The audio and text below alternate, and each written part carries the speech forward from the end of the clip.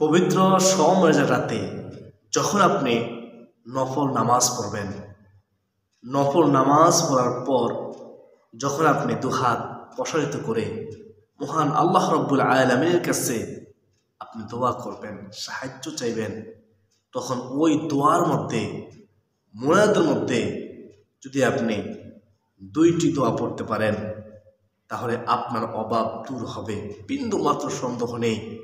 আপনাকে বিশ্বাস রেখে মুনাজাতের মধ্যে চোখের পানি ছেড়ে দিয়ে এই দুটি দোয়া পড়তে হবে। আল্লাহ রাসূল সাল্লাল্লাহু আলাইহি ওয়াসাল্লাম কসম করে বলেছেন, এই দোয়া পড়ে আল্লাহ তাআলার কাছে বান্দা-বান্দী যা চাইবে আল্লাহ রাব্বুল আলামিন তাকে ফিরিয়ে দিবেন না, তার সমস্ত চাওয়া পাওয়া পূর্ণ করবেন, অপূর্ণ রাখবেন না। তার মনের আশা পূর্ণ হবে, তার দোয়া কবুল হবে। সুবহানাল্লাহ, সুবর্ণ সুযোগ হাতছাড়া করবেন না। যাদের অনেক টাকা ঋণগ্রস্ত, ঋণের কারণে ঠিকমতো খাওয়া দাওয়া করতে পারতেছেন না, ঋণের কারণে টেনশন করতে করতে আপনি শেষ হয়ে যাচ্ছেন, ঋণের কারণে আপনি ঠিকমতো ঘুমাতে পারতেছেন না, সব সময় আপনি টেনশনে থাকেন, চিন্তায় থাকেন কিভাবে ঋণ পরিশোধ করবেন, চেষ্টা করতেছেন তারপরও ঋণ পরিশোধ করতে পারতেছেন না, আপনি হতাশাগ্রস্ত হয়ে গেছেন। আমি গুনাহগার আপনাকে বলবো, সুবর্ণ সুযোগ হাতছাড়া করবেন না। পবিত্র সওমের রাতে কষ্ট করে আমি গুনাহগার বলবো এই দুইটি দোয়া পড়ুন, ইনশাআল্লাহ নিজ চোখে পল পল থেকে অবাক হয়ে যাবেন, আপনার ঋণ পরিশোধ হবে। ঋণ পরিশোধ করার জিম্মাদার স্বয়ং আল্লাহ তাআলা নেবেন। সুবহানাল্লাহি ওয়া বিহামদিহি সুবহানাল্লাহিল আযীম। এমনটাই হাদিসের মধ্যে এসেছে, তিরমিজি শরীফের 3563 নং হাদিসের মধ্যে দোয়াটি রয়েছে।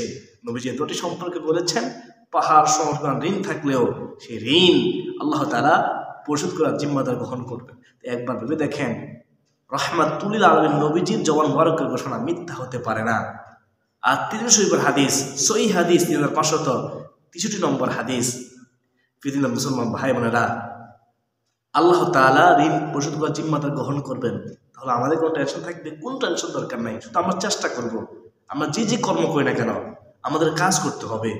কৃষিকাজ করতেছেন, মনোযোগ দিয়ে কৃষিকাজ করুন, কৃষিকাজের মাধ্যমে বরকত দিয়ে আপনার অভাব দূর করে দেবেন, ঋণ পরিশোধ করার দায়িত্ব আল্লাহ তাআলা নেবেন। এবং যারা ব্যবসা করতেছেন, হালালভাবে ব্যবসা করুন, সৎভাবে ব্যবসা করুন, ব্যবসার মধ্যে মনোযোগী হন, একটু কষ্ট করুন, ইনশাআল্লাহ বরকত দিয়ে ভরপুর করে দিবেন আল্লাহ তাআলা, আপনার ঋণ পরিশোধ হবে। যারা চাকরি করতেছেন, চাকরির মধ্যে মনোযোগ দিন, যে কর্ম করতেছেন সে কর্মের মনোযোগ দিন, ওই কর্মের মাধ্যমে আল্লাহ তাআলা আপনার ঋণ পরিশোধ করে দিবেন ইনশাআল্লাহ, গায়েবের সাহায্য আপনি পাবেন। তবে আমাদেরকে কিন্তু কষ্ট করতে হবে। অনেকে মনে করেন কষ্ট করতে হবে না, কোনো কাজ করতে হবে না, দোয়া পড়লে তো হয়ে যাবে। অনেকে এরকম মনে করেন না, দোয়া পড়তে হবে। আপনাকে পাশাপাশি যে কর্ম করতেছেন, ছোট হোক, ওই কাজটা যতই ছোট হোক, আপনি মনোযোগ দিন, ওই কাজের মধ্যে আল্লাহ এমন বরকত দিবেন আপনি কল্পনা করতে পারবেন না। আশা করি সকলে বুঝতে পেরেছেন। আমাদেরকে চেষ্টা করতে হবে, পাশাপাশি কষ্ট করতে হবে, এবং কি আমাদেরকে এই দোয়ার আমল করতে হবে। আল্লাহ তাআলা আমাকে, আপনাকে, আমাদের সবাইকে বুঝার তাওফীক দান করুন। সকলে বলি আল্লাহুম্মা আমিন। প্রিয় দিনদার মুসলমান ভাই বোনেরা, এখন কষ্ট করে শুনুন আপনি কোন দুটি দোয়া পড়বেন মুনাজাতের মধ্যে। তবে আমি বলে দেব দুটি দোয়া, কীভাবে আপনার মুনাজাতের মধ্যে দোয়াটি পড়বেন, কীভাবে মুনাজাত করবেন, মুনাজাতের আদব সহকারে বলে দেবেন ইনশাআল্লাহ।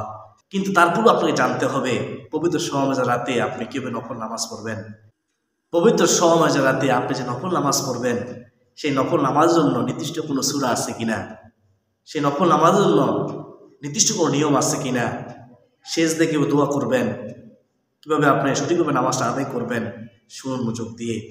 পবিত্র সওমের রাতে আপনি এশার নামাজ আদায় করে নেবেন। এশার নামাজের পরে আপনি এই নফল নামাজ আদায় করবেন।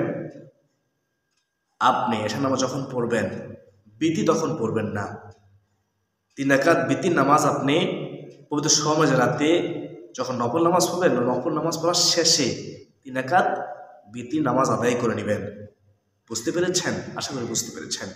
তো তারপরে আপনি নামাজ দাঁড়িয়ে যাবেন, দাঁড়িয়ে আপনি এই দোয়াটি পড়বেন, ইন্নী ওয়াজ্জাহতু ওয়াজহিয়া লিল্লাযী ফাতারাস সামাওয়াতি ওয়াল আরদা হানিফা ওয়া মা আনা মিনাল মুশরিকিন। যাই নামাজের দোয়াটি পড়ার পরে আপনি নিয়ত করবেন। এভাবে নিয়ত করবেন, শুনুন। অনেকে কঠিন মনে করেন আরবিতে করতে হবে, অনেকে মনে করেন আরবিতে করতে হবে, এমন বাধ্যবাধকতা নেই। আপনি সহজেই এভাবে নিয়ত করবেন। নিয়ত তো সংকল্প করা, ইচ্ছা করা। আপনি অন্তরে মনে মনে সংকল্প করলে হয়ে যাবে। মুখে উচ্চারণ করতে হবে এমন বাধ্যবাধকতা নেই। তাহলে শুনুন, আমি আল্লাহ তাআলাকে সন্তুষ্টি করার জন্য সোমবার রাতে 2 রাকাত নফল নামাজ পড়ার নিয়ত করলাম। আল্লাহু আকবার।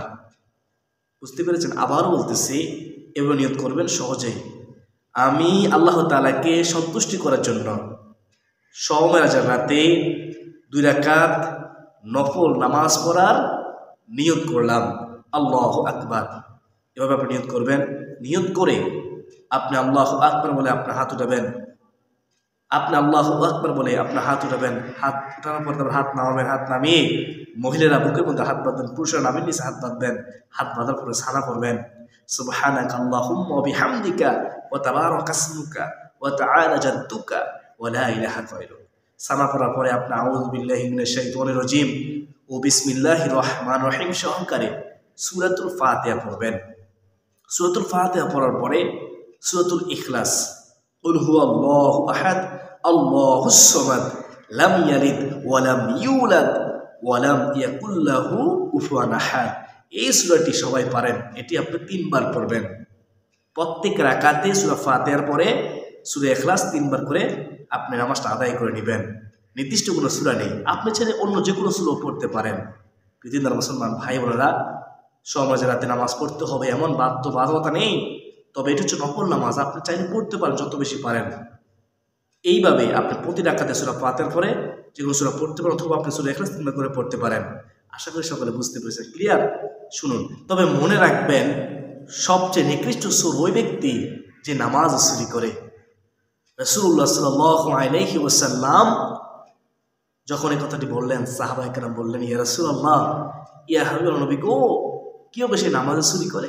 তখন দয়ার নবী, মায়ের নবী, রাহমাতুল আলামিন নবীজি বলেছেন, সে নামাজ যখন পড়ে অলসতা করে, রুকু সেজদা সম্পূর্ণরূপে আদায় করে না, তাড়াহুড়ো করে, সে হচ্ছে সবচেয়ে নিকৃষ্ট চোর এই জমিনের মধ্যে।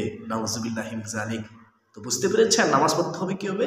নামাজ পড়তে হবে খুশু খুদুর সাথে, নামাজ পড়তে হবে মনোযোগ সহকারে, নামাজ পড়তে হবে ধীরস্থির সাথে, তাড়াহুড়ো করা যাবে না।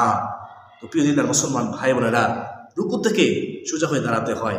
অনেকে আমরা এখানেই ভুল করি, ওয়াজিব তরক করি, যার কারণে আমরা গুনাহগার হই। আমরা যেই নামাজ পড়ি না কেন, রুকু যখন দেব, রুকুতে যখন আমরা উঠবো, তখন আমরা সোজা হয়ে দাঁড়াবো। এটা হচ্ছে ওয়াজিব। তারপরে 2 সেজদার মাঝখানে অনেকে আমরা সোজা হয়ে বসি না, এখানেও আমরা ভুল করি, ওয়াজিব তরক করি, যার কারণে আমাদের নামাজ হচ্ছে না, আল্লাহ তাআলা আমাদের প্রতি সন্তুষ্ট হচ্ছে না। প্রতিদিনদার মুসলমান ভাই বোনেরা, 2 সেজদার মাঝখানে অবশ্যই সোজা হয়ে বসবেন। যদি 2 সেজদার মাঝখানে আপনি সোজা হয়ে না বসেন, তাহলে আপনার নামাজ হবে না, ওয়াজিব তরক হয়ে যাবে। আপনি আমি সবাই জানি, ইচ্ছাকৃত ওয়াজিব তরক করলে নামাজ শেষ, আবার নামাজ পড়তে হয়। আর অনিচ্ছাকৃত ওয়াজিব যদি ছুটে যায়, তাহলে কি করতে হয়? নামাজ শেষে সাহসে যেতে হয়। তা আমরা সবাই জানি, কিন্তু আমরা মানি না। চেষ্টা করবো 2 সেজদার মাঝখানে আমরা যখন বসবো, তখন সোজা হয়ে বসবো। প্রতিদিন মুসলমান ভাই বোনেরা, এইভাবে সহজেই পবিত্র সওয়াল রাতে আপনি 2 রাকাত নফল নামাজ পড়ে নেবেন। নির্দিষ্ট কোনো সূরা নেই, নির্দিষ্ট কোনো নিয়ম নেই, একেবারে সহজেই এভাবে খুশুর সাথে মনোযোগ সহকারে আপনি 2 রাকাত নফল নামাজ আদায় করে নেবেন। এই 2 রাকাত করে আপনি যত রাকাত ইচ্ছে পবিত্র সওয়াল রাতে আপনি নামাজ পড়তে পারেন। নির্দিষ্ট কোনো সংখ্যা নেই, নির্দিষ্ট কোনো নিয়ম নেই। তো আপনারা যখন 2 রাকাত করে 4 রাকাত নফল নামাজ আদায় করে নেবেন, 4 রাকাত হওয়ার পরে আপনারা এই আমলগুলো করবেন। 1 নম্বরে আপনারা দুরূদ শরীফ সাল্লাল্লাহু আলাইহি ওয়াসাল্লাম, সাল্লাল্লাহু আলাইহি ওয়াসাল্লাম, এই ছোট্ট দুরূদটি আপনারা 100 বার পড়ে নেবেন। বেশি কোনো সময় লাগবে না। দুরূদ শরীফ অত দামি আমল। দুরূদ শরীফ পড়লে সরাসরি পুরস্কার পাওয়া যায়, 10টি গুণা মাফ হয়, 10 গুণ সম্মান বৃদ্ধি হয়।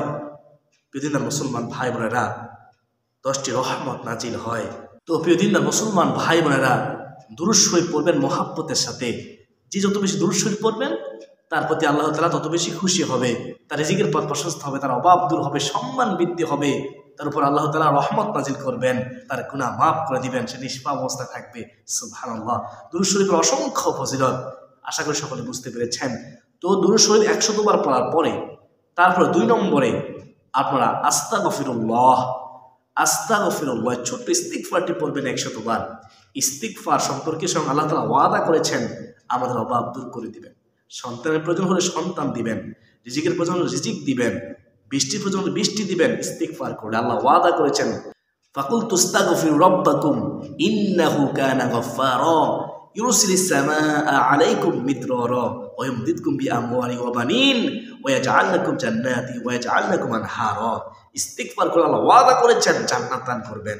ইস্তিগফার করলে আল্লাহ ওয়াদা করেছেন আমাদেরকে আল্লাহ তাআলা ধন সম্পদে সমৃদ্ধ করবেন, আমাদেরকে ধনী বানিয়ে দিবেন। সুবহানাল্লাহ। তো আমরা ইস্তিগফার করব মুহাব্বতের সাথে 100 বার। আস্তাগফিরুল্লাহ আস্তাগফিরুল্লাহ আস্তাগফিরুল্লাহ। তারপর 3 নম্বরে আমরা এই তাসবিহগুলো আদায় করে নিব। 1 নম্বরে সুবহানাল্লাহ আমরা 100 বার পড়ব, বেশি করে সময় লাগবে না। অনেকে মনে করে এত আমল করব, অত যে সময় লাগবে, বেশি করে সময় লাগবে না, দেখবেন। 2 নম্বরে আপনি আলহামদুলিল্লাহ 100 বার পড়বেন। 3 নম্বরে আল্লাহু আকবার 100 বার পড়বেন। তারপরে লা ইলাহা ইল্লাল্লাহ এই কালিমা জিকিরটি আপনি 100 বার করবেন। এই হচ্ছে সময় রাতে 2 রাকাত করে 4 রাকাত নফল নামাজ পড়ার পরে আপনারা এই আমলগুলো করবেন। পৃথিবীর মুসলমান ভাই বোনেরা, তারপরে আপনারা মনত করবেন 2 হাত প্রসারিত করে।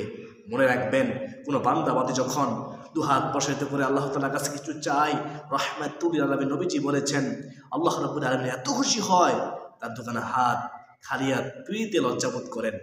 অবাক হয়ে গেছেন? এটাই সত্য, যেহেতু নবীজি বলেছেন। পৃথিবীর মুসলমান ভাই বোনেরা, তো আমরা বিশ্বাস রেখে 2 হাত প্রসারিত করে আমরা আল্লাহ তাআলার কাছে দোয়া করব। অনেকে হাত তুলে আল্লাহ তাআলার কাছে এদিক সেদিক তাকায়, এদিক সেদিক তাকায় আর হাতের মটকে হবে ফুটায়, এদিক সেদিক তাকায় হাতের মটকে হবে ফুটায়, এভাবে মনত করে। অমনোযোগী ব্যক্তির দোয়া কখনোই কবুল হবে না। সাবধান হয়ে যান, সতর্ক হয়ে যান। আজ থেকে আদবের সাথে আল্লাহ তাআলার কাছে কিছু চান, বেয়াদবি করবেন না। মনে যখন করবেন হাত প্রসারিত করে চোখটাকে বন্ধ করে দিয়ে বিশ্বাস রেখে একিন রেখে আদবের সাথে মনত করবেন। পৃথিবীর মুসলমান ভাই বোনেরা, যদি সঠিকভাবে মনত করতে পারেন অবশ্যই আপনার দোয়া কবুল হবে। পৃথিবীর মুসলমান ভাই বোনেরা, আর দোয়ার মাঝে আপনারা এই 2টি দোয়া পড়বেন। 1 নম্বর দোয়াটি হচ্ছে ইসমে আযম, এই দোয়াটি পড়বেন। আপনারা আমার সাথে পড়ুন, আমি একবার বলতেছি, স্ক্রিনে দিয়ে দিচ্ছি, খেয়াল করুন। আল্লাহুম্মা ইন্নী আসআলুকা বিআন্নী আশহাদু আন্নাকা আনতাল্লাহু লা ইলাহা ইল্লা আনতাল আহাদুস সামাদুল্লাযী লাম ইয়ালিদ ওয়া লাম ইউলাদ ওয়া লাম ইয়াকুল লাহু কুফুয়ান আহাদ। ইসমে আযমটি মুনাজাতের মধ্যে আপনি 1টি বার পড়বেন, একবার পড়লে হবে ইনশাআল্লাহ। তো তারপরে 2 নম্বর দোয়াটি হচ্ছে আপনারা এই দোয়াটি পড়বেন। তিরমিজি শরীফ হাদিসে বর্ণিত 3563 নম্বর হাদিসের মধ্যে রয়েছে যে দোয়াটি সম্পর্কে নবীজি বলেছেন আল্লাহ তাআলা জিম্মাদার গ্রহণ করবেন আমাদের অভাব দূর করার জন্য, আমাদের ঋণ পরিশোধ করার জন্য, যদিও আমাদের পাহাড় সমপরিমাণ ঋণও থাকে। সুবহানাল্লাহ, কত চমৎকার একটি হাদিস। রাসূলুল্লাহ সাল্লাল্লাহু আলাইহি ওয়াসাল্লামের জন্মবারকের ঘোষণা। বিশ্বাস রেখে দোয়াটি পড়বেন। আপনি কমপক্ষে 3 বার পড়বেন মুনাজাতের মধ্যে মুহাব্বতের সাথে। আল্লাহুম্মা কফিনি, খেয়াল করুন, অনেকে পারেন, খেয়াল করুন। আল্লাহুম্মা কফিনি বিহালালিকা আন হারামিকা ওয়া আগনিনি বিফাদলিকা আম্মান সিওয়াক। এই হচ্ছে দোয়াটি। আমি আরো 2 বার বলতেছি, খেয়াল করুন। আল্লাহুম্মা কফিনি বিহালালিকা আন হারামিকা ওয়া আগনিনি বিফাদলিকা আম্মান সিওয়াক। আল্লাহুম্মা কফিনি বিহালালিকা আন হারামিকা ওয়া আগনিনি বিফাদলিকা আম্মান সিওয়াক। এই দোয়াটি আপনারা মুনাজাতের মধ্যে পড়বেন কমপক্ষে 3 বার, চাইলে আপনি বেশিও পড়তে পারেন। পৃথিবীর মুসলমান ভাই বোনেরা, এইভাবে যদি আপনি পবিত্র সমাজের রাতে 2 রাকাত করে 4 রাকাত নফল নামাজ পড়ার পর 4টি আমল করার পর তারপরে মুনাজাতের মধ্যে এই দোয়াটি যদি আপনি পড়তে পারেন, ইনশাআল্লাহ আপনি নিজ চোখের ফলাফল দেখে অবাক হয়ে যাবেন। যেদিন থেকে আপনি আমলটি করবেন ওই দিন থেকে দেখবেন চতুর্দিক থেকে নিয়ামত রিজিক আসতেই থাকবে, আপনি কল্পনা করতে পারবেন না। হতে পারে আপনি অসুস্থ, আপনাকে সুস্থর মাধ্যমে আল্লাহ তাআলা বরকত দিবেন, আপনার কাজের মধ্যে বরকত দিবেন, আপনি কল্পনা করতে পারবেন না। আপনার সংসার থেকে অভাব আপনার দূর করে দিবেন। তো আল্লাহ তাআলা আমাকে, আপনাকে, আমাদের সবাইকে পবিত্র সমাজের রাতে গুরুত্ব দেওয়ার, পবিত্র সমাজের রাতে নফল নামাজ পড়ার তৌফিক দান করুন। আমাদেরকে মুনাজাতের মধ্যে 2টি দোয়া পড়ার তৌফিক দান করুন এবং অপরকেও আমলের প্রতি উৎসাহিত করার তৌফিক দান করুন। সকলে বলি আল্লাহুম্মা আমিন।